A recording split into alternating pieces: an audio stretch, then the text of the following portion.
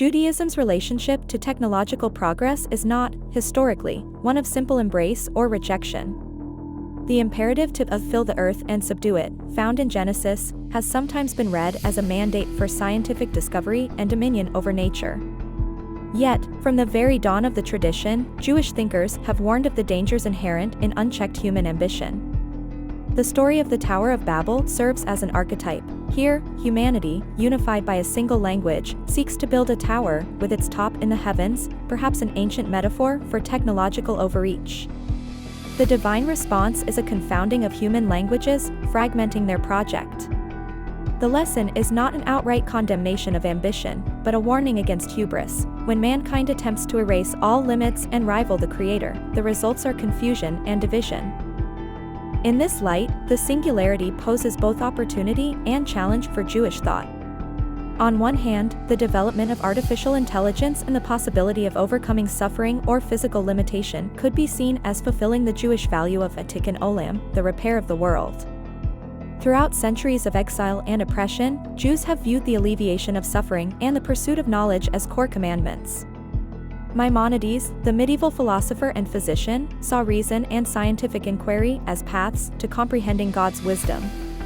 Thus, should technology provide the means to eliminate disease, diminish toil, or extend life, many would see in this a legitimate extension of the mandate to partner with the divine in perfecting creation.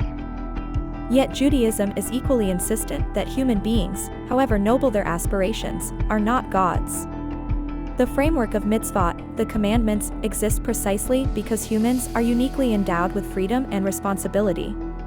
To become a fully moral agent is, in part, to embrace finitude and risk, to act with humility and discernment. Here, transhumanism raises a profound dilemma. If we alter human nature so radically that our sense of responsibility, vulnerability, or community is lost, do we not also undermine the very conditions for leading a Jewish, or indeed a simply human, life? Among the most urgent religious concerns is the meaning of the soul. Jewish thought is marked by great diversity on this point. While some, especially in the mystical tradition, speak of an immortal soul distinct from the body, others, preeminently Maimonides, envision the soul as the form of the living body, expressed in intellect and virtue. Would the uploading of consciousness into a machine, or the radical enhancement of the mind, threaten the existence of the soul as conceived in Jewish tradition?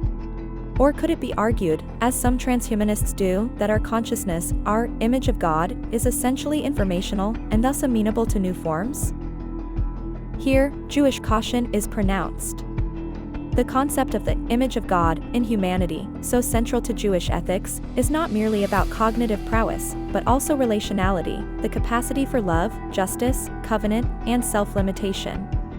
The worry is that a technological leap that dispenses with the givenness of embodiment, birth, suffering, death, would risk eroding precisely those experiences through which Jews have traditionally found and served God.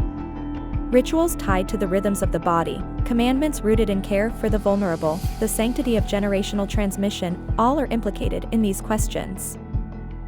Nevertheless, the tradition also insists on human adaptability, and a refusal to see historical change as a simple decline.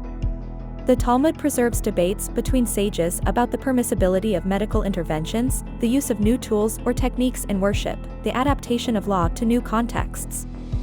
This ongoing argument reflects a confidence that the core values of Torah are resilient and supple enough to face unimagined futures. Faced with transhumanism, Jewish law's approach would likely be pragmatic. Each technological advance would require discernment, balancing the potential for healing and liberation against the risks of alienation, inequality, or idolatry, the worship of our own creations. Some Jewish thinkers may discern, in the long arc of technological evolution, echoes of messianic expectation. The prophets imagine an era of peace, knowledge, and justice, not unlike some transhumanist visions. But in Jewish eschatology, the Messianic age is never a product of technological mastery alone, but of ethical and spiritual transformation.